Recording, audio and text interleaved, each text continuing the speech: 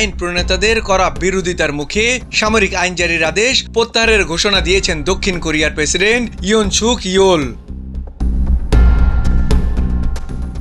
পার্লামেন্টের ভোটাভুটির পর মঙ্গলবার তিনি জানান, সামরিক আইনের অবসানে পার্লামেন্টের সিদ্ধান্তকে তিনি সম্মান জানাবেন এবং মন্ত্রিসভার বৈঠকের পর তা আনুষ্ঠানিকভাবে বাতিল করা হবে।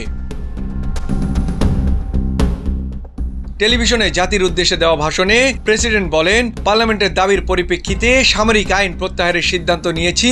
সামরিক বাহিনীকে আমি এর নির্দেশনা দিয়েছি।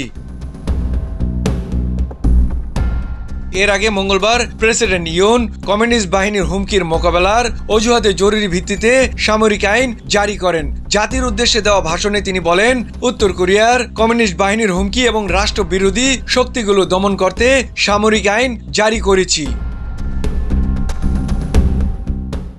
এই আইনের অধীনে সেনাপ্রধান জেনারেল পার্ক অন সুককে দায়িত্ব দেওয়া হয়। রাজনৈতিক কর্মকাণ্ড সম্পূর্ণ নিষিদ্ধ ঘোষণা করা হয় এবং পার্লামেন্টের ভবন সহ বিভিন্ন স্থাপনায় সেনা মোতায়েন করা হয়।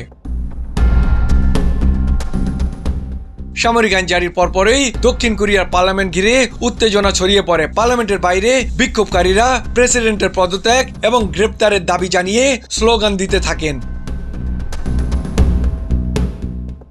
এক পর্যায়ে সেনাবাহিনী পার্লামেন্ট ভবনে প্রবেশ করে এবং ভবনের উপরে হেলিকপ্টার নামাতে দেখা যায়। এর মধ্যে 190 জন আইন প্রণেতা নিরাপত্তা এড়িয়ে পার্লামেন্টে প্রবেশ করেন এবং সামরিক আইন বাতিলের পক্ষে ভোট দেন।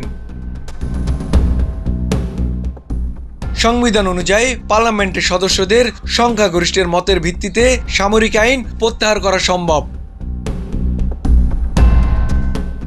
বিবিসির বরাতে জানা যায়, মন্ত্রিসভা ইতিমধ্যেই সামরিক আইন প্রত্যাহারের প্রস্তাবে সম্মতি দিয়েছেন। প্রেসিডেন্ট ইয়ন বলেন, পার্লামেন্টের সিদ্ধান্তকে আমি সম্মান জানাই এবং মন্ত্রিসভার বৈঠকের পর এই আইন বাতিল করা হবে। সামরিক আইন বাতিল হলেও দক্ষিণ কোরিয়ার রাজনীতিতে এ ঘটনায় অস্থিরতা দীর্ঘস্থায়ী হতে পারে বলে ধারণা বিশ্লেষকদের। মোয়াজ্জেম হোসেন, চলমান বিশ্ব।